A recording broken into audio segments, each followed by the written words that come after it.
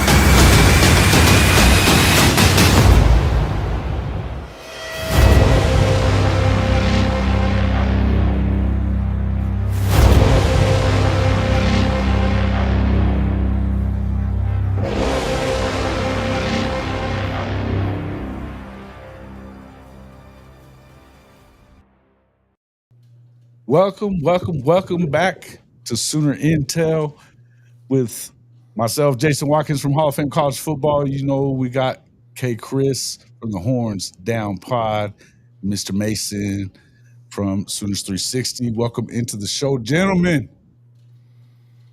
How we doing? It's 2 days until football, so it's great. Yeah. I'm excited about that myself. Guys, we had a bombshell dropped on. I mean, we've been hearing for weeks how the SEC wasn't going to go to 9-game schedule unless a 9-game conference schedule, unless they were getting some concessions. Today, they went to a 9-game conference schedule. What are you thinking about this, Chris? Well, like you, I mean, there's been some stuff going around that it looked like the 8-game schedule was going to lock in Kentucky and some other folks locking in out of conference games. So I'm surprised by this, but ESPN's spending a lot of money right now on baseball and picked up wrestling, picked up the WWE as well, spent money there, and I guess they're balancing their books and found more money for the SEC for an extra game because it looks like it's an extra $5 million for every team. So, and maybe they got the word back that the college football playoff people are ready to agree to the automatic qualifiers for the SEC as part of this. So I'm surprised a little bit. I thought we were like another year away from maybe this being this the 2 years of 8-game schedules. But I'm not so with the money involved and ESPN striking the deal and perhaps sweetening it down the road. I'm not shocked that Sankey got this deal done, but I do think we are waiting for the other shoe to drop about the college football playoff. Fair enough. Okay, Chris. So I'll just jump in here and say I'm glad Chris Mason went first because to me, hey, it's a non-issue. Just adding another game to our schedule or whatnot. Hopefully, we can get some really good opponents. Hopefully, for our Texas fans, shout out to Ben G is in the chat, but hopefully our Texas brethren down there, they can actually get a real schedule now. So with that being said, whether it's Georgia, whether it's Florida or whoever the hell they want to put us in there with, Vandy, I guess you can put them in that boat now, but you kind of want to play them all, right? That's a part of coming to the SEC. But again, with the SEC, to me, if there's anything that I would say is noteworthy about the move is that now, until there's more expansion, hopefully there's not more expansion of the playoffs, but until there is, this now kind of puts you in that boat where you say, hey, if a team in the SEC goes 9-3, they're going 9-3 during a 9-game. You get what I'm saying? So not only that, but they have to play a high quality opponent. That's already pretty much in stone, right? For a lot of conferences or whatnot. So that's not necessarily whoa or shock factor, but but here's the thing, though. You've had the narrative around the country has been that the SEC is padding their schedule, which we know is bullshit. But until you have the same amount of conference games as everybody else, that was going to be the narrative. I mean, we've watched Indiana go out there and load up their fucking schedule with a bunch of FCS and G5 teams all the way through 2032 or whatever it is. So, I mean, is it going to make some changes there? Are we going to start seeing some differences where we're going to get some good non-conference games? So, and to me, I think for the SEC side of it, it was big on preserving rivalries, right? Preserving rivalries. Go ahead. Yeah, I mean, I don't know.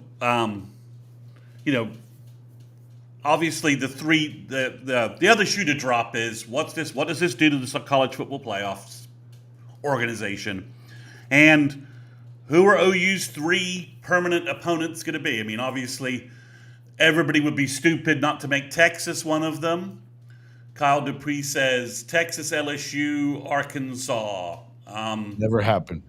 I'm not sure I'm not sure you want LSU and Texas as your permanent opponents. If you guys ever seen the way they choose? And I know this is a little bizarre reference. Have you ever seen the way they choose the groups for the World Cup? They spin these like lottery balls around, sure. but they guarantee that you're getting one team from like the top 10 of FIFA, right? And then you're guaranteed to get one team from like 10 to 30, and then you're guaranteed to get like one team from Africa, the African Soccer Organization, then one team from the Asian Soccer Association. So basically, they have a way of balancing the groups that you don't have Germany and Spain in the same group, right? You don't have Germany and Brazil and Spain in a group, and then you have one group that has like the U.S., South Korea, Australia, and Cameroon. They have a way of balancing it. So right. So I just want to make sure that's what we get, right?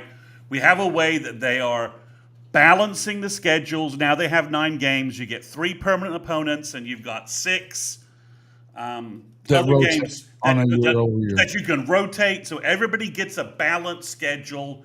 Right. As much as we want OU to have all the crappy teams next year because we feel like we deserve it, which we do, but it's not going to happen. I just want balanced schedules, right?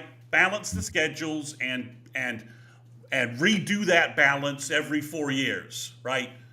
It's never going to be balanced for Oklahoma. But like I said, but in our permanent opponents, we should have one shitty opponent, one medium opponent, and one top tier opponent, right? And for better or worse, right now Texas represents that top tier opponent. We should get a Vandy or Mississippi State or Arkansas, right. And we should get a South Carolina, Ole Miss, Auburn, Florida, whatever's in the middle range. But we shouldn't end up with like frickin' Texas, LSU, Bama, and Bama as our 3 teams. That's just ridiculous. So that's just my thought on it, is that I just want to see that you've got the ability to now balance things out and make sure everyone has a tough schedule, and then every 4 years you can shake those balances up because you'll have 4 years of football to analyze. Do it like the NFL and spin it around. Everyone will have played each other, and then break it up again. And if you want to break up the 3 permanent teams and make some adjustments there, do that too. So, just leave the rivalry. Let's be honest, guys. We only have one rival. It's Texas. We don't have any other rivalries in the SEC. Texas has 2, but I'm sure they'd be happy to keep us and lose A&M. And A&M doesn't really want to play Texas every year either. Those 2 guys don't really want to play each other. First off, let's stop playing in fantasy world here. Texas and Texas A&M are not going to not play every year. That's it. That's how it's going to be. It's going to be A&M. It's going to be Arkansas, and it's going to be Oklahoma. That's who Texas gets. Now, that's it. Look, they didn't play for 12 years. There's no way that they go back to that where they're not playing anymore. Now, I know A&M would love that to happen. The Texas legislature is not going to allow it to happen, if anything. But they don't have that kind of control over it. There's way too much money over it. Well, but regardless, so I just want to see some sense of balance and some intelligence used. Well, hold on. But hold on though. You got to think about this for a second, Mr. Mason. You're getting 6 and 6. You're playing everybody now. Now in a 4-year period, you will play home and away at everybody in the conference. Right. But I want a balance It's where never going to be fully balanced, man. But it can be better than what we have right now. Well, yeah. That's what I'm talking about. Is just a sense of let's put the teams into tiers and give everybody a team from the you get it's like like the old Chinese menu, one from column A, one from column B, one from column C. The way they came to the conclusion before, most of this already came from Ross Dellinger 2 years ago. We were talking about it. Dellinger talked about that they did do that. They were on a 10-year scale of what did you do in the last 10 years. And I think they need to kill that and just do the last 5. Okay, the last 5. Maybe they do. But in any event, if you look at what Mizzou has been up until the last couple of years, and they haven't really done a whole lot, but Mizzou, there's your cupcake. Florida hasn't done anything in a while, not since 2020. Have they been any good? They haven't been. I mean, it's a fact. They've won 6 games, and then they won 7 last year. Yeah, I mean, they were in the SEC title game in 2020. 2020. Yeah, that's right. 2021, they weren't good. 2022, it was 6 and 6. Then they went 7 and 5 last year, which was a miracle in my opinion. And then now, but they haven't been great. So that'll be your mid-tier. It's going to be Florida, or it could be LSU, but they're looking at Texas as a mid-tier program because even in the last 5 years, now they've been, they went 8 and 5, then they won 12 games the last 2 years. Maybe that bumps them up. But if they stay on the 10-year tip, Texas is going to be your middle tier. That's why you're going to get maybe LSU instead of Florida, and you're going to have Missouri. That's who they want them to have. They don't even give a shit about the tier system. They don't, because you're going to play everybody every other year anyway. Yeah, but again, you're right. But I just want to see it. I just want to see something that indicates that there is some active balancing of schedules. That's not this 10-year nonsense. But we'll see. Well, I mean, hold your breath. I wouldn't hold it. Is it too much that I just want to play freaking Mississippi State, Vandy, Kentucky, and Arkansas next year? Yes, it is. It probably is. What do you think there, Kchris, about this? Like I told you guys, I think it kind of is what it is. At some point, you were going to go to this. This was the inevitable part of it, and the whole thing is that it's merit on both sides of the argument. I get what you're saying, Chris Mason, but at the end of the day, some of these teams are going to come back down to earth, right? Mississippi State's of the world with Dak Prescott, being number 1 in the nation or whatnot. Ole Miss, doing their thing and all the rest of that stuff. Eventually, some of these teams come back to kind of middle earth at the very least, right?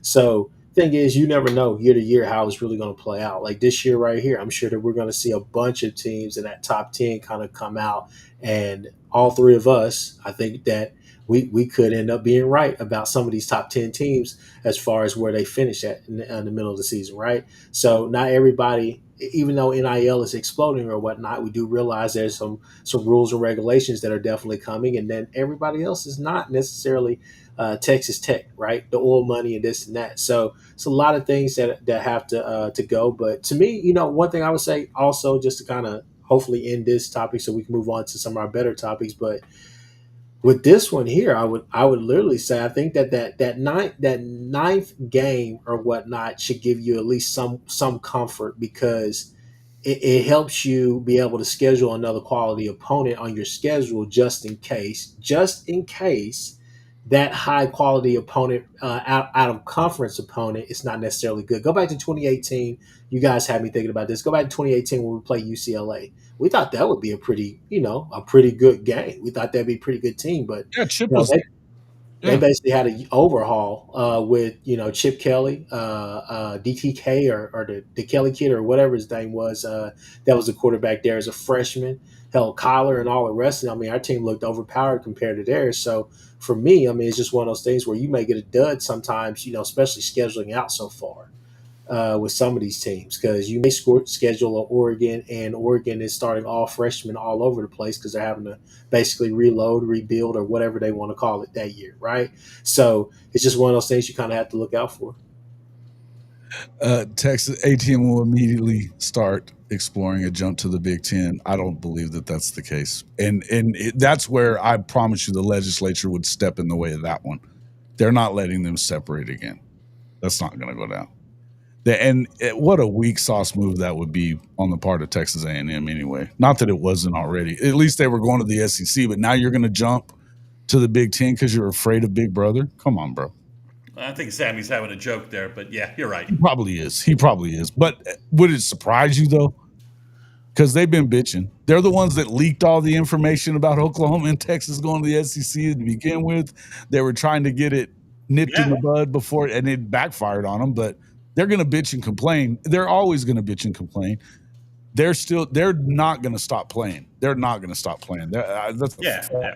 Well, I mean, I think we'll see. We'll see we'll see what they consider rivalries and what they don't. So it's not actual pods. That's not what they're going to. It's the 3-6-6 model. You have your Oklahoma. If it is what Ross Dellinger said it is for Oklahoma 2 years ago. Now this was 2 years ago, and things could have changed. But if it is what Oklahoma was supposed to be 2 years ago, it will be Texas, Missouri, Florida, which means you're going to the swamp every other year. That's not a pod. The pod system, they're trying to keep it regional and all that shit. They don't care about that. What they care about is saving the longest going rivalries in the SEC, which Auburn and Georgia, longest rivalry in the history of the South. It's the oldest one. So they're going to continue playing that game.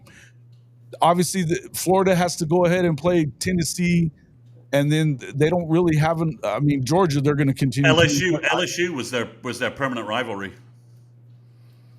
Did they announce any? They haven't announced any permanent rivals yet. No, okay, they haven't. But I mean, I'm saying in the past when they did the whole East-West thing, and you got one rival from the other division. Yeah, LSU was Florida's one rival. Well, but see, here's what I would tell you though. When they started talking about this, and Dellinger talks to all these guys, so it sounded to me like he got it from Sankey because Nick Saban was throwing a shit fit that it was going to be Auburn still, Auburn, Tennessee, and LSU. He was like, what the fuck? He didn't want to keep playing LSU. He wanted to, be able to have that third cupcake. That's not going to happen. I think that I tend to wonder though, because Tennessee and Florida have a rivalry.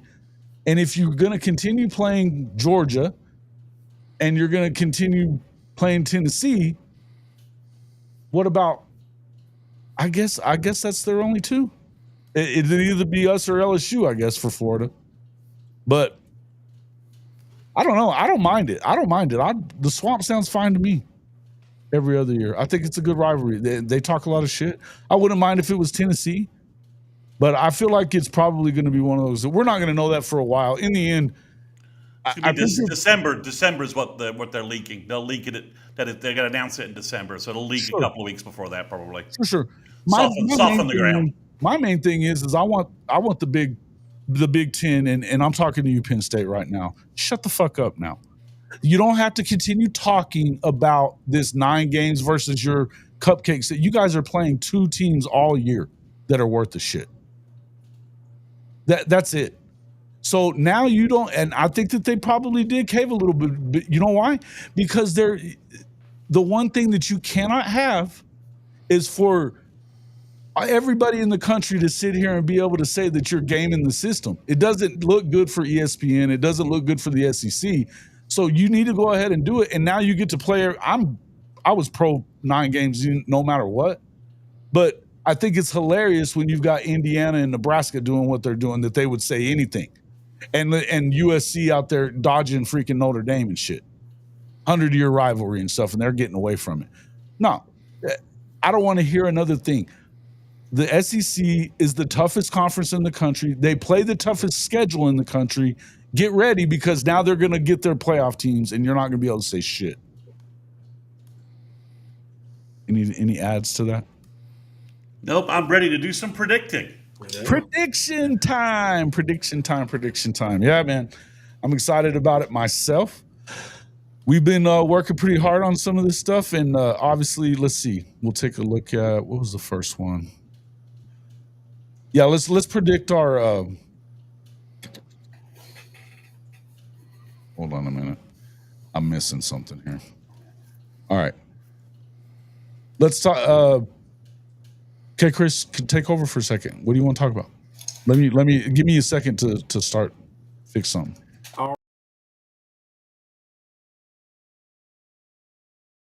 Podcast, Hall of Fame college football podcast with Jason and the coach, and of course we got Mr. Sooners 360 himself. Man, what is there to talk about? Oh, I already know. So I think pretty much what we'll probably do next is probably our predictions or whatnot, just kind of for this roster, to kind of internalize that as far as like who we think the offensive MVP and all the rest of that stuff will be. Who I think is kind of obvious what you're thinking. Kchris Mason, let me ask you a question real quick. Let's just have a bold prediction since we're doing predictions tonight. Sure. Do you see John Mateer ending up in New York at the end of the season? No.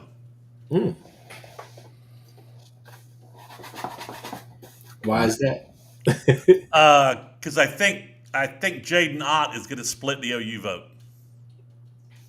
Okay. Huh. Okay. That's my bold take for you right there. I'm not too sure I'm ready. Yeah, maybe. Okay. I gotta disagree with you on that just a little bit, simply because Dede had a hell of a year, and both he and Baker made it that year. So I would think that if everything is going right for OU, I think they both would be there. But at the very least, I think he'll be there. Did Jay White and AD make it in 2004? So what? Did Jay White and AD make it in 2004? Were they both in New York? Nope. So I think Baker was way more established than Mateer is right now.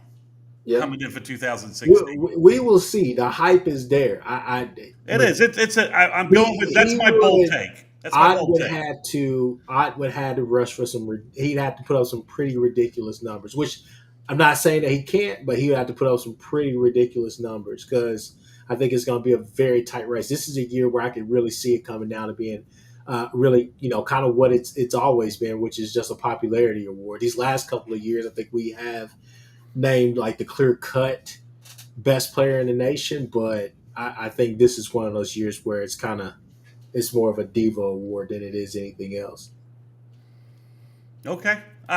You asked for a bold take. I gave you a bold take. I got you. Yeah. Okay. I'm cool with that. I get that. I don't necessarily agree with it. Well, here's the thing. I feel like if Mateer's not in New York, at least as a finalist for the Heisman, Oklahoma's probably not doing what I think we're about to predict. Just to emphasize on my bold take, part of the bold take is Ott has, like 300-400 yards receiving. He has maybe he has a couple of kickoff returns. His total yardage is one of those. His AP yards are high. It's not just rushing the ball. His AP yards are high. That Mateer finds him out of the backfield a lot, and I've trademarked this, so don't steal it. Ott in the slot is going to be a weapon. Ott in the slot. That's what I'm going to trademark that. When you see that on bumper stickers, T-shirts, and hats, you know that it's all part of my industrial empire. Ott in the slot. Ott in the slot. I like it. Well, as you guys can see, I've got the Oklahoma schedule up here. Let's predict this before we start predicting, who's going to be the award winners. We might as well start off with predicting the schedule. I don't think anybody we can just skip past Illinois State. Obviously, they're going to win that game. Do they win the Michigan game as far as you're concerned, Kchris? Yes, I in my heart of hearts, I believe that we win that game. I think we busted open. We busted wide open. If you know, you know. But we busted wide open to start. I think we kind of paused a little bit through the middle. I think we finished it off. Probably about 2 scores on that one for sure. Okay. Mr. Mason? Yes, beat Michigan close into the fourth quarter. Mateer puts a drive that puts the game away, something like 10-point win, something like that. Okay. Yeah, and I kind of feel the same way. I think that it's if it's a different time of the year, end of the year, something like that, then maybe we're hearing a different story. I feel like no matter how good Bryce Underwood is or is going to be, he's not going to, this is essentially your first true game at all because they're playing a cupcake in week 1, too. On the road, playing against a Brent Venables defense with this kind of a defensive line, I feel like they may stay around for a while because they have an elite defense. But at some point, you got to score or else the dam breaks. And I think Oklahoma probably wins by at least 2 touchdowns. Moving on. Temple, nobody's got a problem with Temple being a win. Obviously, Auburn is next. Maybe Jackson Arnold, maybe not Jackson Arnold. Hey, Chris? Hey, I'm going to go ahead and say I think this is going to be one of our tougher games. Not because I think that Jackson Arnold is going to come up here and light it up, but I think they're going to have a really good game plan. The question is how long can they stay within that game plan? I think that Hugh Freeze had a great scheme for OU last year as far as how to try to attack them. It was more dink and dive kind of West Coast offense, just really short plays, just trying to move those sticks. We played a lot of cushion as well. We were injured on that on the DB front as well. So hopefully this year, if everything holds up, we should be fine being able to play and show different looks, different mini games over there with our DBs for sure. So we should be able to be physical with those wide receivers because they're going to have a hell of wide receivers. So the question for me, I think it's a thing of I think Hugh Freeze really shines that day. I think he has a good day out there at the on the field as far as kind of scheming all those things together. Obviously, I know they have like a plethora of offensive coordinators, but I think that he will put his imprint on that. I think they'll try to play a controlled game, try to slow it down, and definitely take what's there, but then they'll try to push it down the field as much as they can. So with that being said, I still got OU winning. I think it'd just be a really interesting game of how they win, simply because I think Hugh Freeze will make it a little bit difficult. And plus, that Auburn defense is pretty good. So we shall see. Okay. Mr. Mason? I think if OU can block the Kendrick Falk kid, if they can block that defensive end, if they can at least get somebody blocking him, the rest of the Auburn D-line is not as good as it was. I think Auburn's going to slip a little bit on defense. Offensively, they're going to obviously step up a little bit, but I like OU by again. I think this is why we paid the big money for John Mateer. Again, fourth quarter drives. He's going to put the game away, and we know that either a true freshman in McKnight or the Stanford guy who's not very good or Jackson Arnold are going to make a fourth quarter mistake like they did, like we've seen happen, and that's going to allow OU to put the game away. I think Jackson Arnold, I would be surprised if he's still the starter from what we continue to hear out of Auburn. We'll see what happens, but I have a hard time believing that. And look, if he does make it to Norman, we know how afraid of this defense he was. Somebody asked me a question yesterday, and I wanted to bring this up today, though, was a lot of times if you are a quarterback and you've been somewhere, the defense, it could be you could consider it a help that he knows and he's seen this defense before. It could be, it's a scouting thing. I struggle to see it, but go ahead. Do you guys think that, it may be any kind of an advantage for them that he was at Oklahoma? he could give Freeze some clues about how to, about some tendencies that he noticed with Brent, if he even noticed any. Um, yeah, I mean, he could, some scouting, some snap counts, and some tendencies and signals and stuff like that. But I mean, the offense has changed so much, and I, you know, the defense. Yeah, I mean, I guess he could impart some wisdom on some stuff he thinks about the defense that Hugh then could take and say, oh, okay, I can pull something out of what Jackson's telling me, but I don't Sure. think it's a lot. And obviously, I don't think he can help us. He can't help at all with, oh yeah, we did this on offense. He can't help the Auburn defensive staff with what Oh, OU's for sure doing, on right? that. Oh At, yeah, yeah. at the end of the day, what it really boils down to, in my opinion, is just can he let it rip? I mean, it's really on Jackson of how far he wants to go.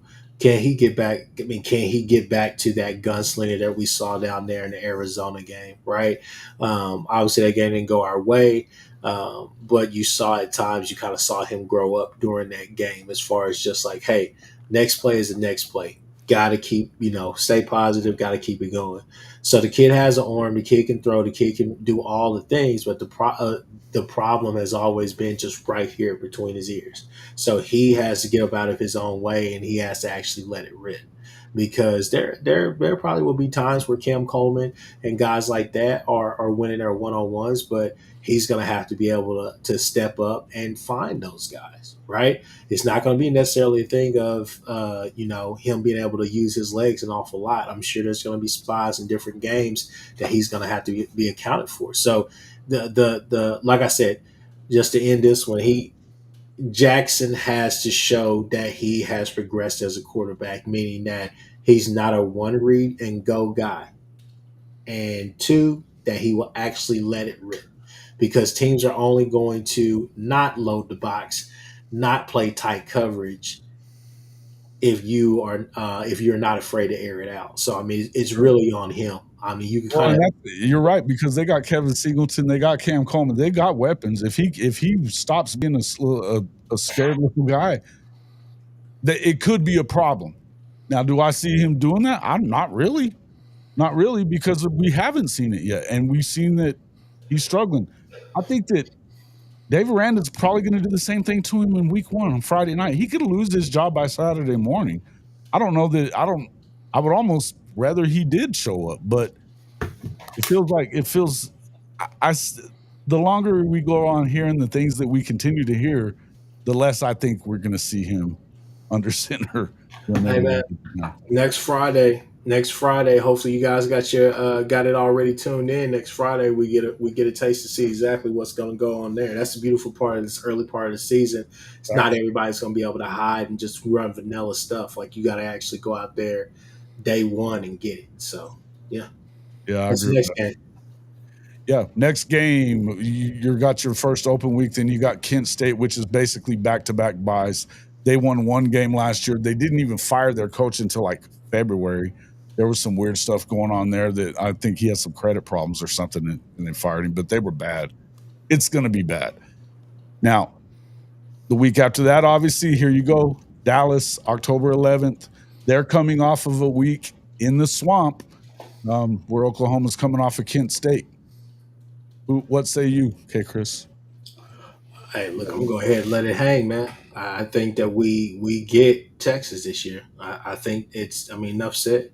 We can sit here and talk with them and laugh at them. Bevo the clown and Benji and all of them. My friend BG, but all I would say is this right here. I think we get them this year. I think that at the end of the day, that they're. I mean, hey, they're a talented squad. They have certain things that we're gonna like, but to me, it's gonna be one of those things um, of how good is Arch, right? Kind of goes back to the quarterback. I think the defense is gonna play pretty well. Michael Taff is still there, which to me I think is anyways. I just go on the limb of saying that, hey, we get back into that winners column this year for sure. Plus, again, the last couple of times that we've lost to them, and they can say we lost big in this, that we didn't really have a quarterback. Any time that we've had a quarterback, I mean, it kind of speaks for itself. Chris Mason. I'm going to predict a Texas win in a absolute classic battle with an all-time ref fucking screw job on the Sooners, letting Texas win somehow. Oh, All-time screw job. It's who's the guy who slid out of the end zone in '84 with this interception? Keith Stansberry, is that right? Yes. Keith Stansberry Stansberry. Yes. type screw job. We're gonna have won that game and get absolutely raw dog screwed by the fucking refs in Dallas. I found that offensive, sir. If you take your top lip and connect it to your bottom lip, you will shut the fuck up. I got to tell you, that shit ain't going to happen. They're going to beat the brakes off these guys this year. Look, it's been a long time since they've won 2 in a row. We know that there's a lot of guys missing it. There's a lot of reports coming out of freaking Texas that the offensive line isn't quite what it's cracked up to be. Kyle Flood not really getting it done, or they're not getting it done somehow. Look, I think that they're going to be good. I don't know that I'm buying all the 7-5, 8-4 talk. I love to troll as much as the next guy when it comes to Texas. I'm telling you this, they're not going to win this game. I would be really surprised if they don't have a couple of losses already. At minimum, they're going to have one. They're going to get another one. Again, Oklahoma basically has 2 weeks to prepare for them. They've got actually shit because they got a bye. Then they got Kent State. That's back-to-back buys while they get, they're going to go to the swamp. If they win that game and they only have one loss coming in, OU still wins it. I'm more concerned about the next week whenever you got to, and I'm not concerned about South Carolina, but that placement where you have to be on the road the week after Red River. We've seen Oklahoma kind of, have a bit of a hangover from that game, even from wins in the past. So that would be my concern. We'll talk about what the records end up being, but go ahead. So, hey, all I'm gonna jump in here and say is right here. I say it every year. If you see me with Fanatic Perspective, you see me with Nino's Corner, you see me on my channel especially. I say it every single year. 2 things that you have to do, okay?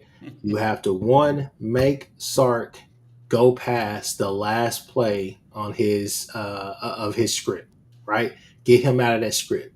Second thing, you have to take the cute shit away. You can't let him sit there and hit you with 30 reverses. Can't let him get that little, screenplay that he does with the running back. You have to show him, I have a counter for all your counters. All the little stuff that you want to do that you like to do when you get cute, I'm going to force you to use that when you get at the goal line because that's when you struggle. Those are the reasons why they have those goal line stances. He likes to get cute. Even though he has weapons, in the red zone, he gets cute. They have one of the worst red zone offenses ever last year. When you get to crunch time and you force him to actually coach the game, that's whenever you start seeing chinks in the armor, right? So you have to get past that script and you have to take away the cute shit. This year right here is a year where you say Sark has a mobile quarterback, so you're going to have to be disciplined on that outside. That offside DN or whatnot is going to have to be brilliant. He's going to have to understand, hey, look, this mofo may take off. They're running an RPO-based offense, so you have to take away that stuff. Make Sark dink and dive down the field. Get him in predictable scenarios, which you've been able to do. Okay, you start off that game last year with an interception and like on the second or third play. 14-3, 7-3 for the longest. That game was tight going into the second half until it 9 straight 3-and-outs, Kchris. Exactly. So, the whole thing is that it's not necessarily that Texas is just all that much better. It's just the fact that you have been depleted in certain areas, especially last year. We could talk about the injuries and this and that, but screw it. It was last year. It happened. But that's what I say every year. You do those 2 things right there. Take the cute shit away. Make him work make him work the actual playbook instead of just the script. You're fine. When Sark can just rely on that script the whole time and be able to dink and dive and then go back to the script, that's whenever Texas is the most dangerous, simply because he hasn't even hit you with the full arsenal. He's over here toying with you simply because you can't stop that stuff, or you're not disciplined. You won't be able to stop it. So, yeah. Yeah. I mean, it is what it is. And, if you can't move the football sooner or later, it's just what we were just got done saying about the Michigan game. If you can't win the football, if you can't move the ball, you can't score, sooner or later, the best defenses break. Yeah. They do. So, and, you think about some of the things that happened in that game. They had a fumble that Danny led up on just a little bit, and they ended up with the touchdown instead of, Oklahoma getting the ball back in that situation. There are a lot of little things that happen, but the last year absolutely does not matter, folks. You guys, you are in the hundreds in returning production, and we're acting like you're the same team. It's wild. I can't wait to watch you fall back to earth, and then the meltdown will ensue from guys like Dookie Price here and old Bevo's bodyguard. You know what I mean? No, I mean, the whole thing is they said they're keeping receipts. So are we. Oh, Trust me. yeah. Yeah. All right, next game. Yeah, next game. It's as I said, South Carolina. I don't love Beamer. I don't love this team. I really like Lenore Sellers. 9 guys are missing from that defense that led them last year. I'm not buying all the hype about this football team, but it is a concern. This is that trap game or, letdown game because of the game that you just played. The concern, I think this could be your first L if you're Oklahoma. If I had to lean on any of them, because I don't think much of Tennessee. Ole Miss is coming to Oklahoma. They should have beat them in their house last year. I think this is probably one of your losses. So it's not because I think South Carolina is good. I think if you're going to lose one that you shouldn't lose, it's this one. But we'll see kind of where it ends up. I'm gonna jump in here. I'm gonna say this right here. I think this is a 17, 12, 17, 14 type of game right here. 11 o'clock. Not necessarily sure who South Carolina plays before that week that they play. The week before they play us, I think they play a decent opponent. I want to say it's LSU, but I don't. Yeah. I think that's right. Something like that. So I think it's an 11 a.m. game, which honestly that helps a lot as well, to where you're not just sitting around. Maybe you would like to have a little bit extra rest, but maybe by that time we have sprinkled in maybe a Jaden Gibson, or we're getting a heavy dosage of Giovanni Gibson as well. So to me, I think that's kind of a seesaw game. I'm gonna lean OU's way, but I think that's a seesaw game to where you could have some type of 17-14 debacle right there. Yeah, it's a concern for me. I'm not saying that for sure. I haven't been picking this South Carolina all offseason. I don't believe in South Carolina at all.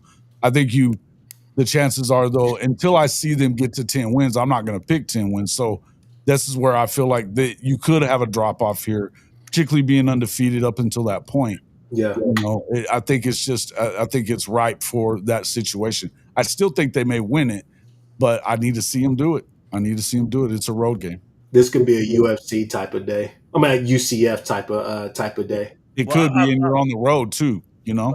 I'm having a pissed off OU team from the outrage in Dallas, from the theft in Dallas. I see Kendall Daniels knocking Lenora Sellis out of the game when he tries to run the ball run the ball. Daniels is going to light him up, knock him out, and I have OU going to Columbia coming out with a win. Then they're now 6-1.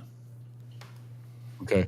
I would have them at 6-1 or 7-0. So yeah, but you got to choose. You got to choose one. I got 7-0. Okay, I'll figure that they are going to lose that game, or I mean, yeah, they're not losing to Texas. So sure, I'll do that one. All right. Ole Miss. All right, I'll say win. I think we should have beat them last year. Yeah. Ole Miss was not going to be the same caliber of team. Even if Austin Simmons is slinging the ball, their defense is not going to be anywhere near as good, especially in the secondary and up front. And I have OU beating Ole Miss in Norman. John Mateer has a big day, and the defense keeps Simmons, on his back foot, keeps him off. Our front four has a big day, keeping Simmons confused, and OU comes away. and are now Long day seven for and the red one. shirt, huh? Long day They're, for the red shirt. yep, and they're now 7-1. Okay. Okay, Chris. Hey, I second Chris Mason on that. Yeah, I'm not buying into. I think that Lane Kiffin is a really good coach. I mean, when you're expecting to win 9 or 10 games at Ole Miss, they never do that. So the fact that he's got them to that level, I think he's really good. I don't think that they should have beaten Oklahoma last year, and it was the worst Oklahoma offense in the world that we've ever seen. So yeah, Ole Miss takes one on the chin here. We're back on the road the next week against Tennessee. I'll jump in here on Tennessee. So here is my thing. I think this is probably where I would part ways with my winning ways. I think that I say tough game. I think Joey Aguilar probably has the game of his life.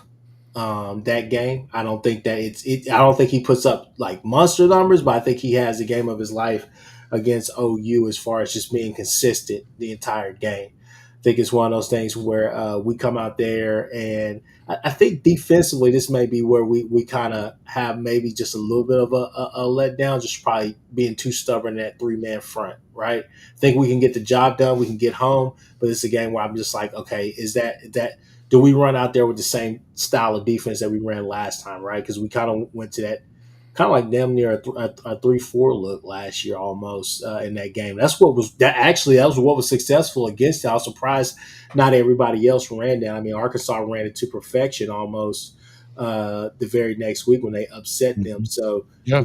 you're kind of wondering like, hey, is that the recipe, right? Kind of running that 3-4, 3-3-5 type look, putting extra DBs out there to try to, just say, hey, you want to spread the field, that's perfectly fine, but we're going to be there. Give you all types of look, disguise these zones and these man coverages or whatnot, and kind of run a little bit of both. So this is one of them games where I think it's just a weird game, weird day, and we just, hey, yeah. I think the opposite. We go to Tennessee and win, and mainly because I think the Tennessee game last year showed me that Brent has a handle on this offense. He knows how to defend this. He's kind of got the keys to that. Whatever Lebby told him, whatever he saw Lebby doing, he's kind of got that scheme down, and he knows how to defend it. And last year, obviously, if it wasn't for some of the turnover problems we had and some of the inefficiencies on offense, that Tennessee, and I just don't see Tennessee's having offensive line problems. And I don't think Aguilar is a great fit for what they're doing. And they're missing the running back who was so good last year, who we basically shut down with a better offensive line and with no offense on our side helping us. So I think Brent has Heupel's number in what he's running offensively, and that's going to let OU win a close game. But they'll go into Rocky Top and win, and maybe we have a little bit of Mateer Baker like action going on in the fourth quarter. I don't see this as being that close. I don't think that Tennessee's near as good as what they were last year. They're still decent on the defensive side. They're worried, concerned about their best secondary guy is already hurt, and it doesn't sound like it's getting, it doesn't sound like it's an injury that he's just going to be healthier throughout the year. Look, I didn't like him with Nico. I really don't like him without him, especially when you don't have Dylan Sampson anymore. Oklahoma and their wide receiver core is all banged up too, and they don't have any. They're missing guys there. They did get that receiver that was, had all those charges for like traffic charges or whatever. He's going to be back apparently. But I'm telling you, I don't think that Tennessee's very good. I struggled to understand why they're ranked at the moment. I don't see this one being the loss. They get through that one. They're now 8-1 for me. Open week, then on the road, Alabama. Homecoming in Tuscaloosa, Kchris. How disrespectful is that to you? Jason, I'm gonna answer your question, but I'm gonna go ahead and just kind of give you a snapshot of what I'm thinking. I think win, and I think loss. I had us going 10-2 this year, so I think you can switch out the Bama or LSU game. One of those games is going to be the tougher of the two. and it very well may be at the Bama game. I think that could be our toughest game of the year. Um, kind of think that you have Heisman moments throughout, but maybe that's the Heisman moment for Mateer that seals the deal. I think he does something that gets us over that hump down there in Tuscaloosa. I am not necessarily convinced about Ty Simpson. He is, talking to our guy, Ty Hayes. Shout out to Ty Hayes, Round the Table Sports. Shout out to that guy. I But hate. he was not ashamed of all of men in the fact, again, I go to that conversation all the time, but I ask him, it's like, hey, what's wrong? What do you think is wrong with Jackson? What do you think is wrong with like the Jaden Davis kid or whatever the kid's name is, the kid that's backing up Bryce Underwood at Michigan? He's like, man, a lot of these kids are one read quarterbacks. He said, hell, Ty Simpson struggles with that. So, the thing is that you have to hope that Grubb being Read there, half the field, whatever. yeah, being able to, just let it rip. Like some of these guys, I think that's what's keeping a lot of these guys away from being as great as they could be. Is just, that gunslinger mentality or whatever they had of it has kind of just gone away. So they have to figure out how do I unlock that again. So again, that Bama game, I think that's where Mateer has that real Heisman moment that seals it for us. I'm going to go with the second loss. Again, a great game of the year kind of game. Just fantastic atmosphere. Just game of the year kind of game. But the Sooners come up a little short, but under no circumstances are you walking away from the Bama game going, same old Brent, same old team with a road loss. It's like, no, we just went 15. We just went 15 rounds. We just came up short in the fourth quarter. Someone made a big play. Someone makes a mistake, but it's a ESPN kind of classic game. I will say this, and I agree with you. I think this is going to be a great football game. The week before, they're playing LSU. Yeah. Oklahoma's on a bye. This is ripe for an upset. If you're going to get one of these two teams out of the three, obviously in the last three of the year, particularly playoff life on the line. The more I look at this, I'm not ready to do it yet. I've been saying Alabama probably wins this game. They're pissed off. They got a chip on their shoulder about getting beat up. Not only did they get beat, they got the shit beat out of them. And really, had Michael Hawkins played, they probably win by 40 because they weren't moving the ball. And, he'd had 2 touchdowns where Jackson ran 20 yards. He's in the end zone on both of those. So, in the end, I just feel like, do I feel like Oklahoma could win this game? I do. I think it actually sets up pretty well. I do know this. You're not sneaking up on them for damn sure. They're pissed off. It probably is going to mean a lot for probably both playoff lives looking at that. So we're all projecting OU walks in with one loss, right? They'll be 8-1, right? So I've got them losing the game, but it's gonna be a prime time. It would not surprise me. This is another one of them that it would not surprise me if they win the football game. Yeah, but if OU's 8-1 walking in and Bama's 8-1 too, this will be prime time. This will be like OU, Bama, both programs, the history. It'll be a game day kind of game. It'll be huge hype with it. Yeah. Anyway. Yeah, I've got them losing the game, but that's now 2 losses coming into it. I guess you've got a loss there. Okay, Chris, you got them winning or losing? Winning. Winning. Okay. Moving on. Mizzou coming to town. A lot of talk last year. A lot of talk from players, from parents, from shit. Drink was talking shit about Bob Stoops after the game. Venables wouldn't go shake his hand, wouldn't talk to his ass before or after the game. There's a little bit of bad blood here. Plus, they lost the game that they were ahead of. 2 minutes left. They went from winning to losing in regulation. I don't see this even being a game. They're going to beat the brakes off of Missouri. By this time, we should know what these teams are really, really made of. We should kind of see. I mean, last year was one of those things where, Mizzou started off pretty hot, but towards the end of the season, it kind of faltered. Obviously, quarterback issues, different things like that. So we kind of have to see, is this new guy going to be the guy? I thought that they were playing week 0, but I know they play. I think they play early week 1, like Thursday or Friday, something like that. So we get to kind of see how explosive they are or whatnot, if they're still explosive. I mean, they lost, obviously, Theo Weiss, they lost Luther Burden, they lost, I think a lot of these teams have lost a ton of guys, fresh year starter, a lot of different things like that. So, yeah, I definitely got OU winning. Yeah, I think OU comes off the Bama loss. They're 8-2. This is a home game. They got LSU coming up right after, which we'll get to. But I think OU's super motivated in this game. Brent gets the team ready. The team knows that objectives are right there for them, and they take care of LSU. They take care of Mizzou. Mateer's leadership on offense leads them over the top, with the Mizzou quarterback struggling quite a bit in Norman because their defense is, they're seeing ghosts. They're going to realize that the best Mizzou teams get their ass kicked in Norman. Ask Chase Daniels about that. And this is not a great Mizzou team.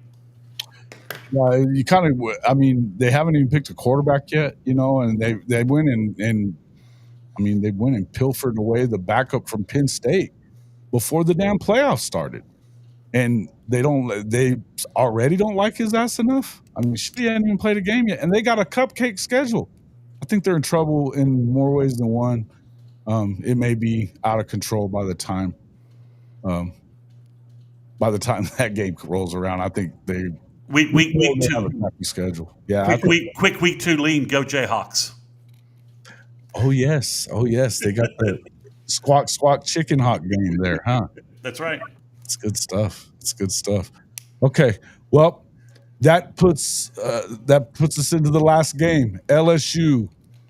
Oklahoma is winless against this program. They started off really good last year. They had Nussmeier and all kinds of help hurt him. He got a super shot whenever he went back, I guess. Something they gave him something because he turned into Superman when he got back. Is there any way that you see? I struggle. I mean, look, I like this receiving core. I think it's legit too. Again, I like Nussmeier. Now, Nussmeier's already had some lingering little injuries that I mean, again, you don't usually get healthier as the season gets longer if you're hurt in training camp. So it should be a concern there.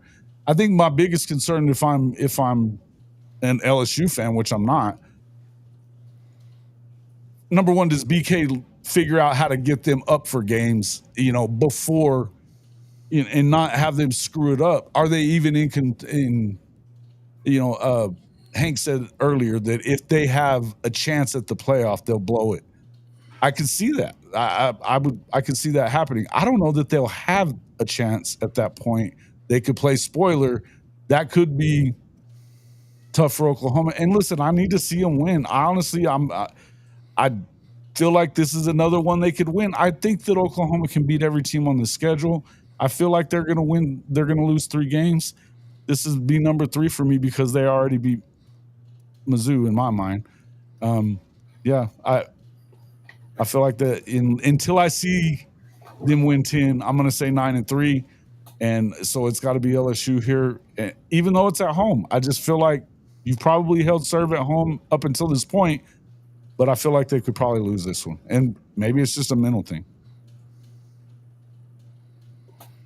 So, I'll jump in. I'll say right here. So, again, I had them going 10-2, so this would definitely have to be the one loss. So, I think that You the second loss. You have them losing to Tennessee and yeah, LSU. second loss. Yeah, go ahead. So, yeah, I'll just end it there. I think it'll be a close game, obviously, but I think that somehow they squeak out of here with that one. Yeah, I have OU going 9-3 too. So I guess this is my 3rd loss, and I guess I'm just doing it. It's the only home game where I feel like the opponent may have an edge at quarterback, and we'll see how Nussmeier does this year. We'll see how his offensive line does, how his wide receiver core. But if you're talking just legit QB talent, head to head, Nussmeier is the only guy I think right now, preseason, who I would take over Mateer from the guys that OU are playing. I mean, if you're talking right now, I would take Mateer over Arch, over everybody else. But if you said, could you have Nussmeier instead? And I might be like, that's a debate to me in terms of that. So, Yeah, I don't know that I feel that way at this point, but I have been saying that Nussmeier is definitely the best quarterback in the league coming in as far as what he can do. We do know that he does get a little he has a chronic knee problem, right? That's what I he hear. also throws the ball into tough situations. Yeah, he also can melt down a little bit. So yeah, I mean, again, I just like like you said, like Kchris said, I think if the offense is moving the ball as we think it's going to be able to, OU's in every game they play. I think it'll be a tough fourth quarter game against LSU, and maybe Nussmeier makes just one big pass. Last year he blitzed our secondary and was really the only guy to really do that, right? In the second half of the season, once Eli Bowen got in there, our secondary was really pretty solid at cornerback and was really solid. I mean, he was the only guy to really blitz us last year. So maybe I'm having a little of PTSD from that, but I'm going to go. That's a loss to LSU. I had them losing to Texas, and I had them losing to Alabama. Those are my 3 losses. 9-3. Yeah, that's where I got them too, 9-3. Yeah, that's where I think Kchris had them at 10-2. We got them at 9-3. I'm going to move on to this next scene. So obviously going through that, do they make the playoff at 9-3? I think it's going to depend on a lot of the other ones. I think you could have a few 9-3 teams in there. So tiebreakers could come into play there. I do think somebody probably makes it from a 9-3 team. OU's schedule should say it's them, but then again, if another one of those 9-3 teams you played against them, the results on the field have to matter. So I don't think it's a guarantee that they get to the playoff this year. I think 9-3 is certainly a good season, but I think you probably leave it feeling like you left something on the table there. I certainly don't see the 8-4, and I see Texas getting to 8-4. They're going to drop to 8-4. Bevo, you might be the dumbest guy in the world. OU's not a deep team. They're deep everywhere. What are you talking about? You literally watch all these Oklahoma shows and you don't learn anything? Jason, his nickname is named for. I mean, why does a massive hunk of beef need a bodyguard anyway? I mean, it's not like he's guarding a panda. It's Bevo. It's a fucking massive cow. Just carve it up and cook it. So he doesn't need a bodyguard. He needs a chef. He should be Bevo's cook, the person who cooks Bevo. That's an intelligent nickname, not Bevo's bodyguard. That's stupid. Cows don't have bodyguards. Well, he's definitely an ass clown. What kind of nonsense is that? Why does a cow need a bodyguard? It's just stupid. Yeah. Hey, you get no argument from here. You get no argument from me. All right, let's go to the Covered Wagon awards for the preseason. We'll start off obviously here and let's kind of go. Freshman of the year for Oklahoma. As you can see, I got Tory Blaylock. We've heard unbelievable things about him the entirety of spring and now the fall as well. If Jaden Ott is, I think it's all just, precautionary. They don't want to overdo. They probably put him in bubble wrap for that matter. I still think that he may be the guy that ends up getting a lot of the run, that second team run. And if anything happens, I think he's going to have a big year because he's a playmaker. The guy is speed personified, home run threat. Love Tory Blaylock. I think he could very easily be the freshman of the year. Okay, Chris? You're Mike. Mike. I'll jump in here and I'll just say, hey, I picked Michael Fasusi. Could have easily picked Foje as well. But I think that you'll see a big impact on the offensive line this year. I think it's going to be hard to keep those guys off the field. And then, again, just going back and watching the film, guys, just to see kind of what Arbuckle's wanting to do, not just to end the weeds, but Eichert and Lehman, which is always incredible.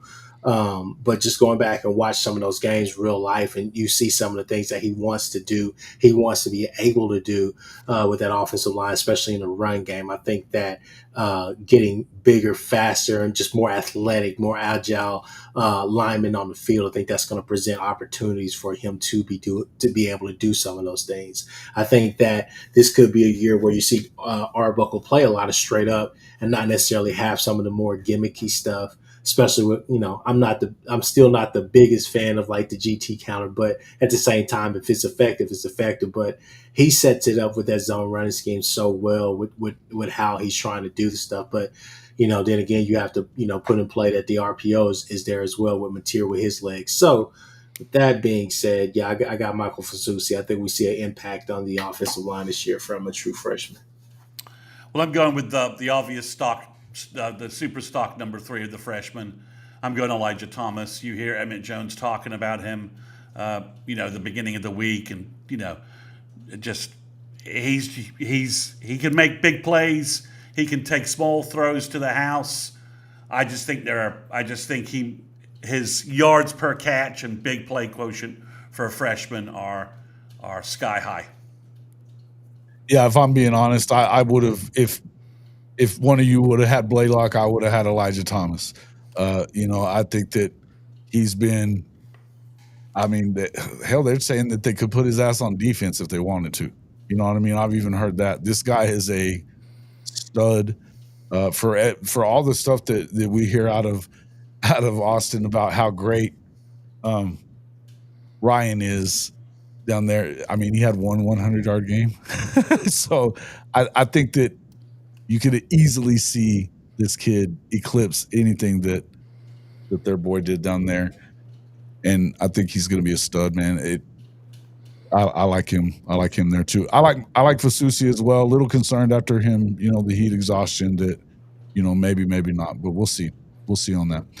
I think he's a stud too. I mean, there's a reason he's a 5-star. There's a reason that they're gushing over him and Ryan Foji as well. It wouldn't surprise me. It wouldn't surprise me if it was a guy like Cortland Guillory either. He's probably number 4 of the stock, right? Yeah, I think so. Yep. Yeah. All right. So let's go back to this here. We'll go to the next one. Most improved player on the offensive side. I've got Ivan Carrion. I kind of went back and forth on a few things with this, but a couple of weeks ago we were asking, I hadn't heard a whole lot about Ivan Carrion. Next thing you know, he's catching everything. He doesn't drop anything, and the dude is 6 foot, almost 6'7". Love that. I think he's a big target that you needed to find a way. I remember I was talking to his parents at the Texas game last year, and they were like, why is he not playing? And all I could say was Seth Luttrell. That's all I could say. You know what I mean? I think that guys like John Mateer like big targets like this, and this guy is a stud. I could see him definitely being the most improved player, particularly offensively.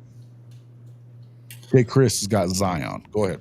Yeah, I think me and Chris Mason I think he right now. I hope Carrion balls out this year. I really do. I think that to me and my uncle, when we talked about it, we need to flex him out, be able to flex him out as a tight end. He's that guy that could be that guy that you could flex out there to help in those spaces, especially around goal line situations, just to kind of stretch the defense a little bit more, or a red zone situation, excuse me.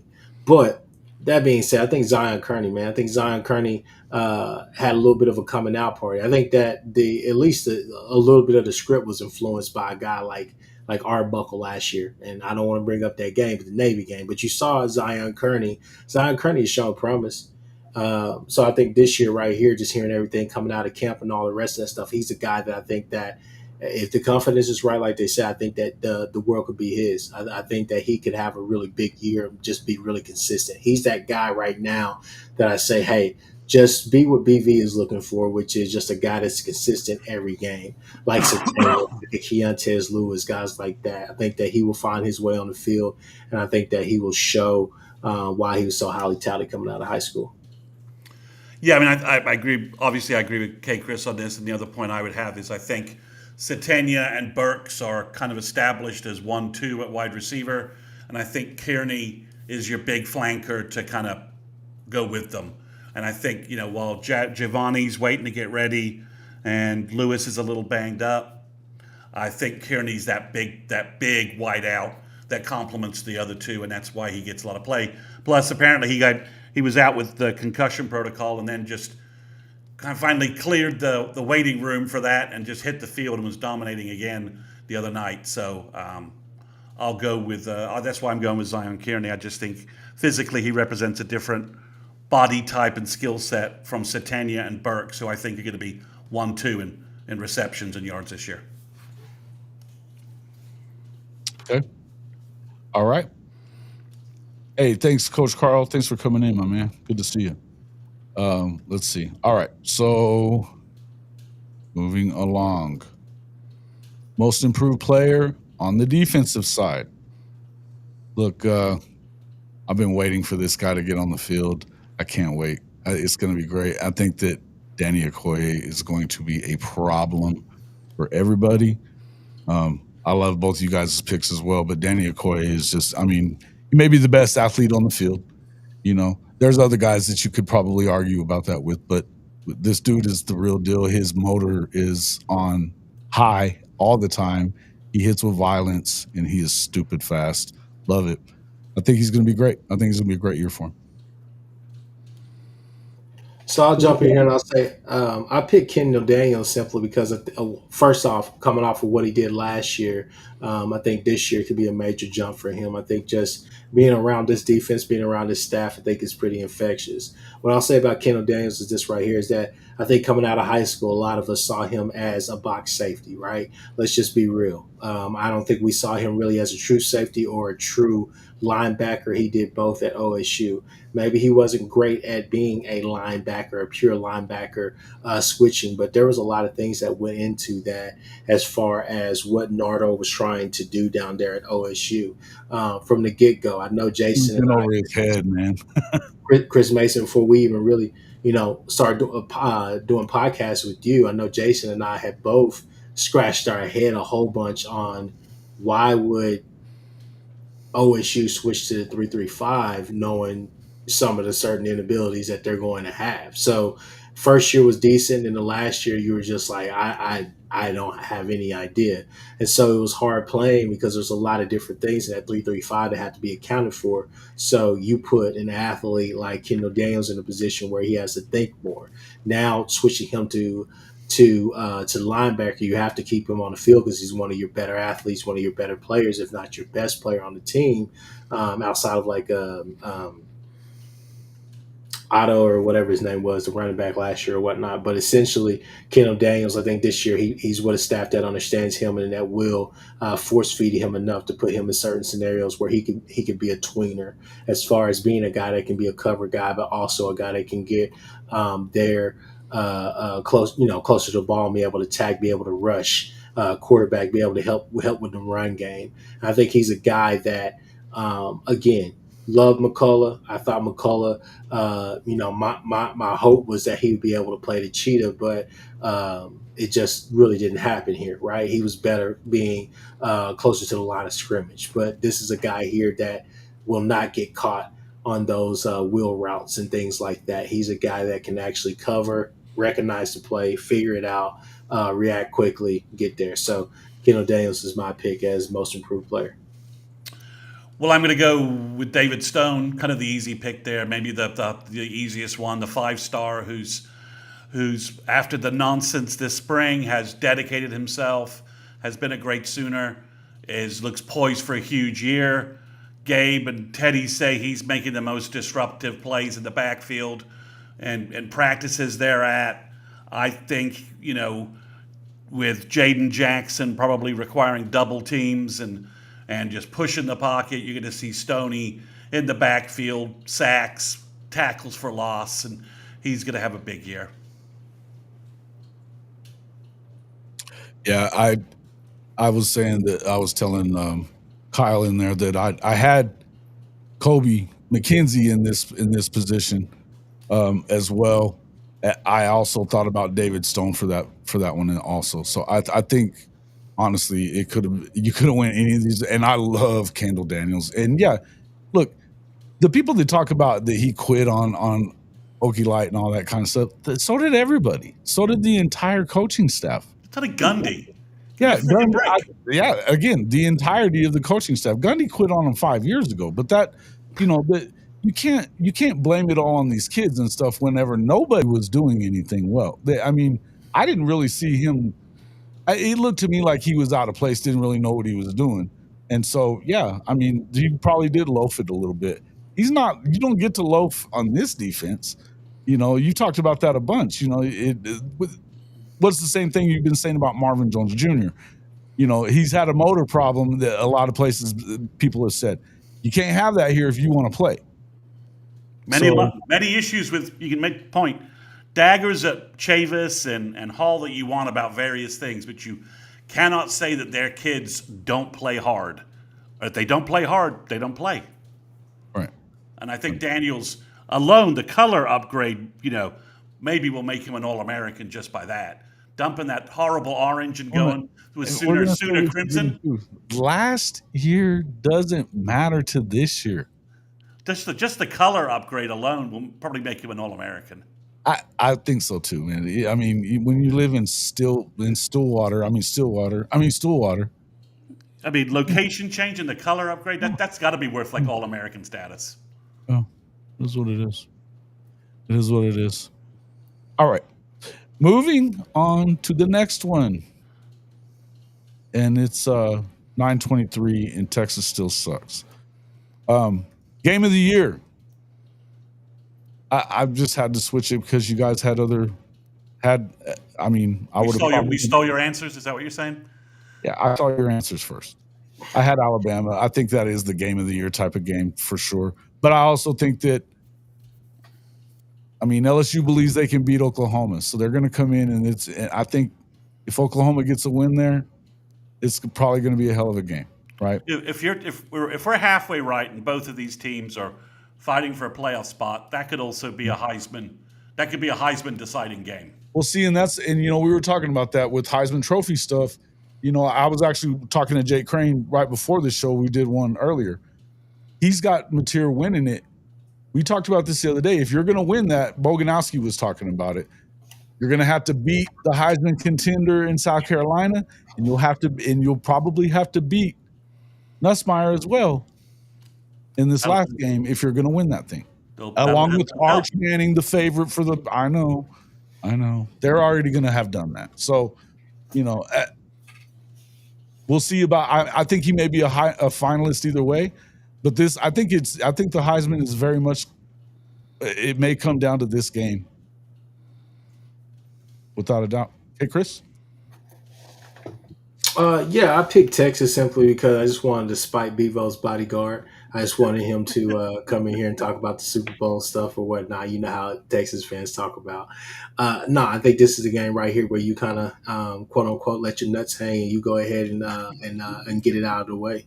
I think you get in there quick. I think you can be very decisive, and I think that all phases of the game. I think you kind of put on display on the national scene, another national spotlight game. As far as just kind of showing the nation, like, hey, look, last year was last year. That was an anomaly. This is this year. And so this is who you call the best. So we'll show you. But they may be a little bit wounded by the time they see us anyways. Keep it moving. Yeah, and I had the Bama game, for similar reasons that Jason talked about. I just think it's going to be I think, the 3 losses OU's going to eat, we're going to look at those games and with a little distance say, OU played really well. They just got beat. Brent didn't screw up. No, there wasn't any massive deficiencies. We just played good football teams, played great games. They played good games against them, but just came up a little short. That's why I think the Bama game is going to be kind of an instant classic. Yeah, I can see it. I agree. Yeah, I figured Bevo would talk shit about Jake Crane because he's not been the biggest Texas fan. He's the only one not glazing you guys. Offensive MVP. If I got him winning the Heisman or close to the Heisman, it's John Mateer. I think that as important as any player that you possibly could have. Obviously, they needed a quarterback. That I think they needed his the confidence that he brings with him, the swagger that we haven't really seen that in the last few years. The biggest difference I think that this football team is gonna have. There's lots of talent. I think that they're going to be great in a lot of places. I think that the biggest thing that could get them over the top here is this injection of confidence that came with Mateer. I don't think that it can be understated, and I think he's the offensive MVP already to me. Okay, Chris. Kchris, you want to go? Oh, my fault. No, I got John Mateer. The same reasons that you guys will probably have John Mateer. No secret there. I think that he comes and he changes everything for us. So I just wanted to be different here. I'm gonna spin you here why I say Jaden Ott. I think Ott is going. I think Mateer is obviously kind of the obvious answer. He has a great year. OU has a great year, but I think Ott kind of, he's a bad example here. You switch it however you want growing up. He's Luke Skywalker to Han Solo. He's Han Solo to Luke Skywalker. He's basically the one guy that takes the pressure off Mateer so that Mateer has that juice when we need it. Like, in those games where we need to put teams away, I think Jaden Ott in the fourth quarter goes 60 yards when defenses are tired. I just think Jaden Ott's going to have some, as long as he's healthy, and that's like true for everybody. And I'm almost sick of saying that, but I think Ott is also Ott the slot. You heard it from me. That's my brand name. I think he's going to get a lot of passes, a lot of passes, swing routes, stuff like that, where, he leaks out of the backfield. Teams are so focused on trying to pen in Mateer, they lose him. And Mateer scrambles, finds him downfield, and he makes big plays. So I think Jaden Ott is the security blanket, like Joe Mixon and Pirine that helped, and Anderson that helped Mayfield have those years. I think Ott fills that role with a little cameo from Torrey Blaylock filling in, helping a little bit. But I think Ott gives you that 1,000-yard season running the ball, 400 or 500 yards receiving. And it's the closest thing that we've seen since Joe Mixon in 2016, where we're like, everything breaks down. Mateer's scrambling, and then all of a sudden, Ott flashes open 20 yards downfield. He flips him the ball, and then Ott houses it. And the defense is like, we fucking did everything right. Held Mateer, covered everyone, and OU still got a fucking 60-yard touchdown on us. I think he's a Ott big plays in the passing game are like the backbreaker for the OU offense. I'm here for it. I'm here for that. Cool. All right. Yeah. So we'll go ahead and move on. Defensive MVP. It's Jaden Jackson for me.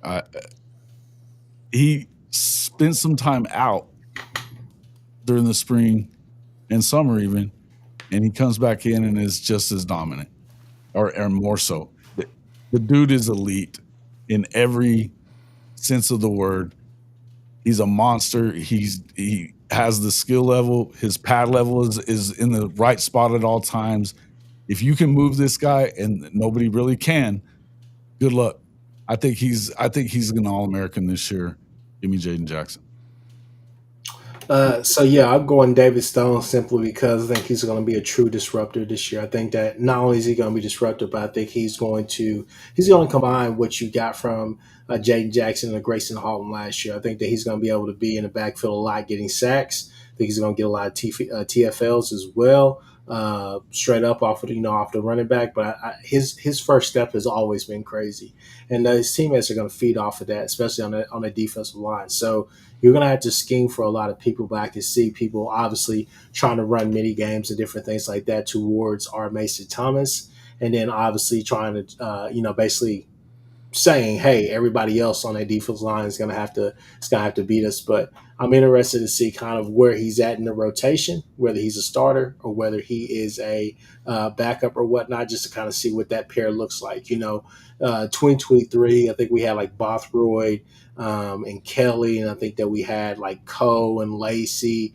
and we were able to kind of run out there, with different units. And this time, I think that we are probably about 5 deep. It's going to be interesting to see is it Trent Wilson or is it Marcus Strong? Kind of trend towards Marcus Strong, obviously.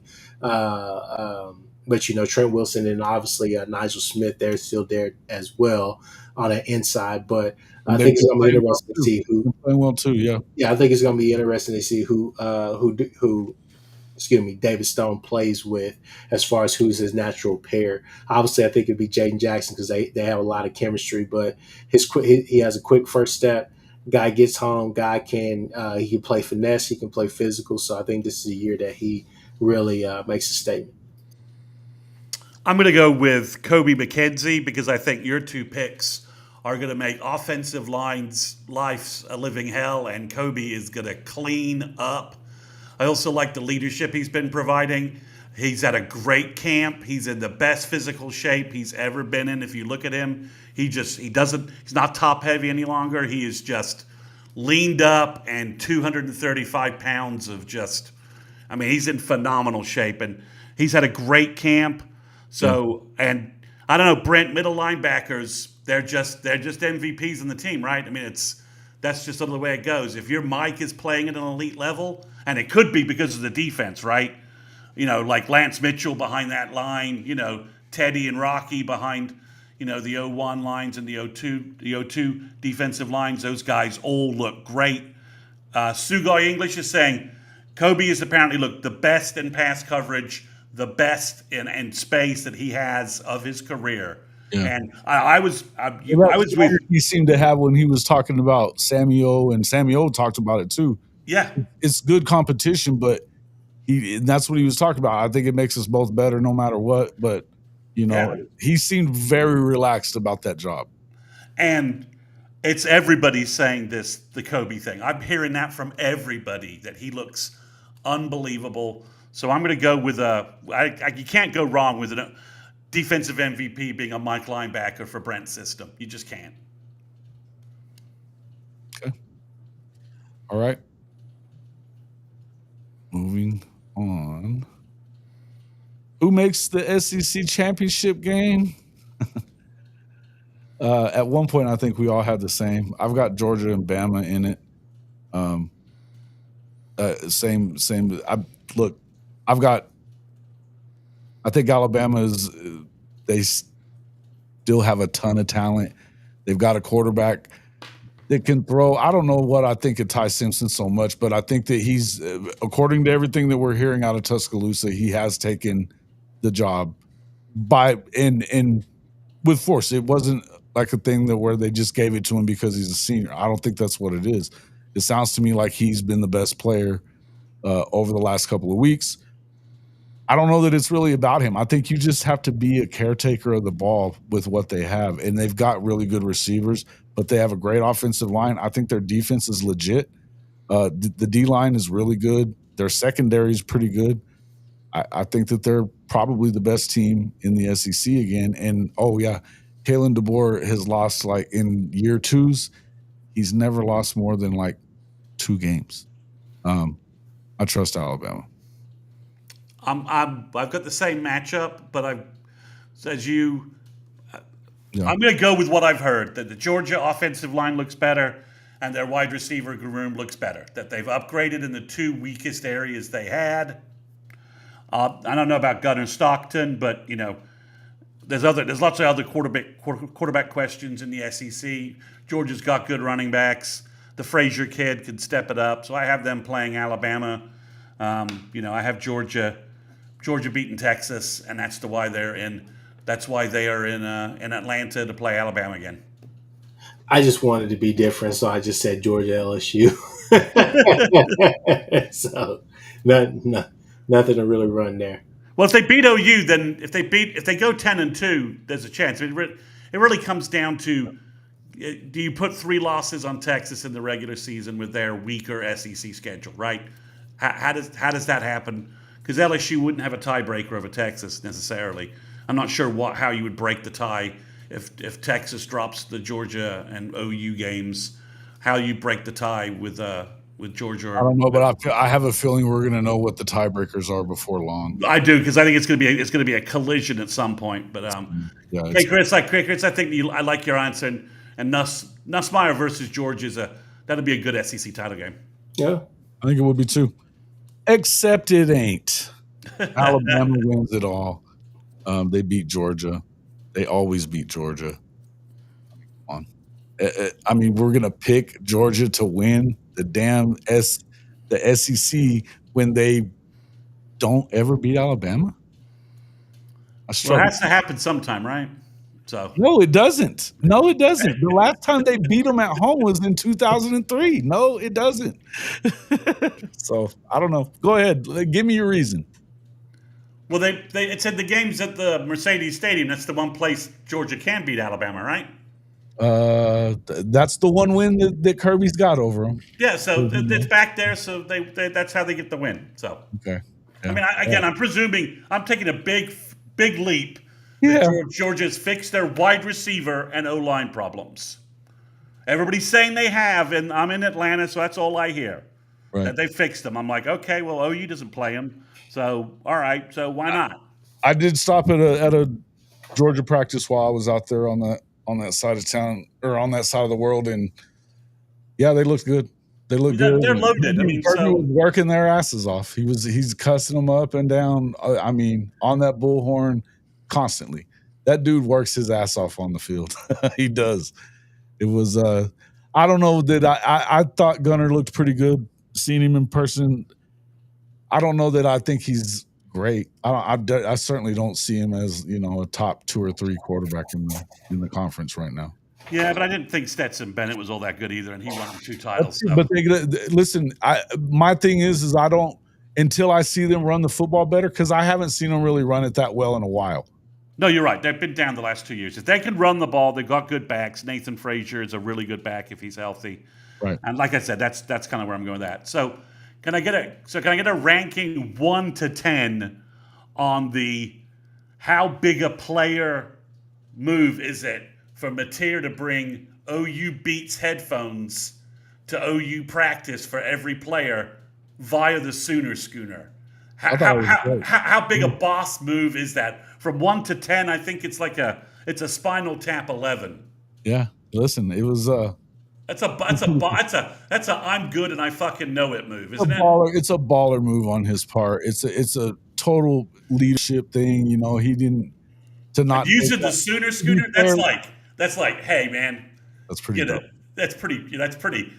Hey, listen, he got Venables to shut down his damn speech at the end of the practice to do it all. So exactly, that in and of itself is something from what we understand. So, listen, I like. I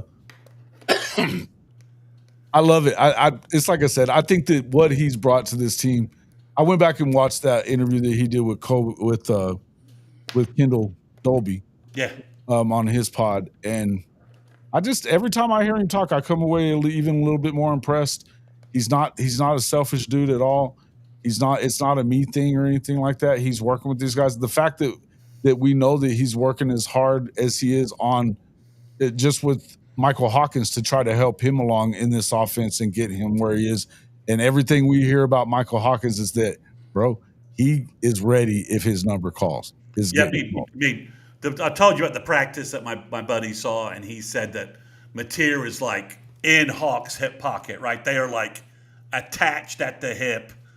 Every time Hawkins came out, Mateer's debriefing him, coaching him up, that it's like, and Hawkins is like following him around in practice, like, I'm going to soak up everything he's doing. I'm following him to get everything that he's doing. But you were right. The stuff on Hawkins is pretty. It's so encouraging, because I just want Mike's 2 kids to be awesome Sooners. I do too, man. I'm excited. Oh man, the story for Mike Senior is. Yeah. Mike Senior is such a good guy, man. He's such a cool guy, and the stuff that he went through in his life to get to where he is, and to raise these 2 awesome kids. Yeah, they are going to be awesome Sooners, and I think that I mean, Malik is the only reason we're not talking about Malik left and right is because Guillory has just gone stupid with his freshman year. Well, and the same with, I mean, we're talking, I don't think that there's a big separation between those three guys that we're talking about either. When you start talking about No. Jeremiah Newcomb, Malik, they all do it. And I think that they could all, I mean, look, Yeah. you could call on any of them. I think they're going to do a good job. But Cortland Guillory is that guy. Yeah, it's not that Malik has struggled. He's got the, no, he hasn't. Everything I've heard is that he's been great. Look, we talked about with Makari Vickers and Josiah Wagner a couple of years ago when, obviously Makari left after last year, but that you were talking, I remember one of the first pods we did together, you were talking about, look, guys that get passed up on these defenses, if they're hurt, if they have issues and stuff, I mean, you almost can't afford it anymore because the depth on the defensive side of the ball over here is legit everywhere. And we're talking a bunch of freshmen, true freshmen, and Newcomb isn't a true freshman. He's a soft redshirt, but got a bunch of freshman kids that are coming in ready to go. Eli was a freshman All-American along with Jaden Jackson. Now you got a guy like Guillory that if Eli Bowen isn't ready to come back in, there's no reason to rush him back, you could have another one at the same position. It's unbelievable. And then you get, obviously, Gentry Williams coming back. We can't not talk about Devon Jordan because, those guys just start at Oklahoma. And, it is what it is. So I think that it's going to be look, you Texas guys can talk all the shit you want, but the talk isn't going to help your guys in Dallas. It's just not. Look, guys, we have a game with you. Talk after the game, right? We're talking about our preseason and our camp. You can go talk about the fact you guys don't have a second team offensive tackle at left and right. And, so let the Texas trash just whatever. We're talking about our stuff, whatever. So a couple of quick recruiting notes, then I could bail. T-Ron Richardson, obviously Tank Carrington verbaled. Go to my Patreon, go to my podcast if you want to hear all about that. My podcast, I give you 20 minutes on Tank Carrington. I won't repeat that. You guys all know where my podcast is on either YouTube or on Spotify, iTunes, whatever. Sooners 360 podcast. In the description as well. 20 minutes on Carrington, pros, cons. I gave you everything I got on him. Yeah. But T-Ron Richardson's verbaling in 5 days, so that should be Tuesday? Yeah, Tuesday. That should be another win for OU, another super athletic, high-ceiling defensive tackle. And the guys who are currently saying they're coming to the Michigan game, it might be the best unofficial visit weekend I've ever seen OU host. There are, at this point, 5 five-star guys for 2027 who said they're coming to the game. Oh, my. And that's, 6, because there's one from 2028, even though I think 5 stars for 2028 is kind of ridiculous. But one of them is going to be in town, so two of them are going to be in town, so what are you going to do? So between 2027 and 2028, you're talking about 7 or 8 5-star top 30 players in the country being on campus. It's going to be an amazing weekend. There might have a couple of flip candidates in town as well. If you also are listening, if you're on my Patreon, you know about the linebacker that Jason tipped me off about. You want more information on that? Go to my Patreon and you'll find out before anybody else a rundown and a review of a linebacker that the other sites aren't talking about, and he will be at the Michigan game. So it could be an interesting addition to this recruiting class. It is a freaking stud. It could be Nagy just picking out something people are missing. The guy is a potential beast at middle linebacker. Would be a great compliment to Jandro and Ja'Cory Smith if OU was able to pull that off. So that's some recruiting nuggets and some pitches for you there. Really, the stuff I did on Carrington is about as balanced and as complete as you'll find anywhere on the net for free. Awesome. Jason, pull up that last slide before we got to jump off of here. We're here. Yeah, we're coming with it now. Second. yeah, we're just all we got left is just to obviously, hey,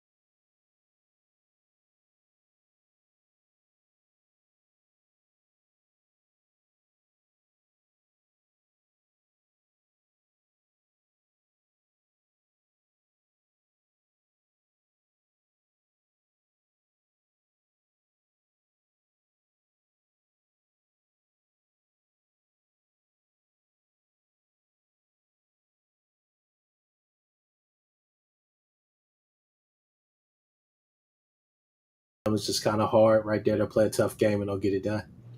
okay, I'm gonna have to move that over there because I don't think anybody was hearing us just now, or maybe they were, but I'm not. I don't think they were.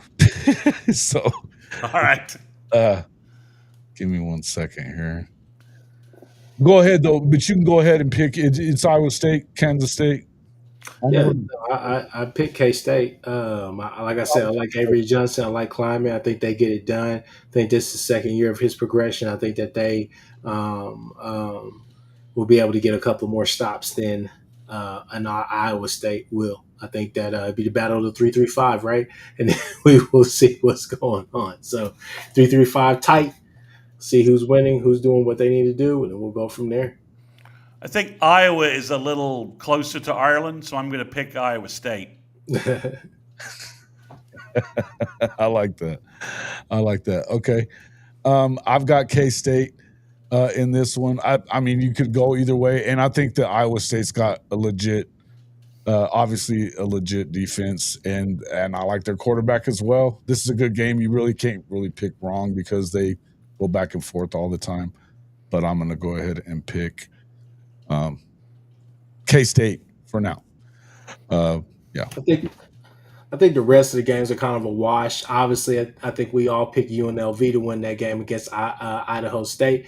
Will be interesting to kind of see that Dan Mullen era start. So, they're going to start two quarterbacks. They're going to play two quarterbacks, so we'll go from there. So, yeah. I think that they run away with it, though. And then, the Kansas game, they're giving 12.5. With Matt Ince out there, I almost went the other way with that. And Fresno has a way of screwing things up for teams, especially early in the year. But I stuck with Kansas. Jalen Daniels, they're opening their new stadium and all that stuff, or their rebuilt stadium and everything. It looks great. But I think I think they find a way to cover that. Sam Houston State, Western Kentucky. Who the hell knows? I'm going to go with Western Kentucky because Sam Houston's never good. And then Stanford, I guess I believe in Andrew Luck and those guys. So I think Hawaii wins purely because I think Stanford's roster was just so gutted. It was just picked clean with that whole coaching fire. When they fired the coach, it opened everything back up again, and things. That roster was just picked clean by Raiders everywhere. Texas Tech, OU is. We picked up a couple of guys, took two of their starting offensive linemen. I think Hawaii, for some reason, Hawaii wins that. Don't ask me why. Well, there you go. Yeah, sorry guys about that earlier. So yeah, listen, we will do this every week, obviously for the MyBookie Pick 5. Let us know what games you want us to pick next week. I think it's obvious we'll have Texas and Ohio State to pick next week. There's a couple of other ones. You got Bama, Florida State. There's a lot of good games. turns out I'm not going to be at the Bama-Florida State game. I'm going to go later in the year and watch them. So I will be in Norman. But let us know what games you think we should pick, and we'll make sure to get them out there. Make sure you go check out my bookie. Make your bets there. All right. Kchris, you got anything else before? Oh, he's split. All right. So Kchris is out of here. Mr. Mason, anything else you want to say before we get out of here? Just keep an eye out for a verbal commitment next week. I think OU gets Teron Richardson, like I said, and that's a bigger pickup than most folks will assume. He's the ceiling on that kid. Just watch his first couple of plays in huddle. Big guys like that shouldn't move that fast or quick. Yeah, yeah, dude, he's a stud, bro. Love it. Listen, excited that we are now week 0 is upon us. I don't care who's playing this weekend. I would have been watching it. It would just wouldn't matter. I'm so excited that football is upon us now, and I can't wait for next week. We are now 9 days away from the start of this season that everybody's been looking forward to. I think there's the revenge tour is on. We'll see how it goes. I'm excited about it, but we're going to be coming at you every Saturday from sometime. We haven't really worked all of it out yet, but I know we'll be coming on for reaction shows after the games once they get started up, wherever we may be. So appreciate you coming in, Mr. Mason. Tell everybody how to find you. If you were on my channel, make sure you go to the other two. You got Horns Down Podcast, Sooners 360 as well. Easy way to find me, go to youtube.com, search Sooners 360, find my channel, find all my content, find all my podcasts there, and catch up on recruiting.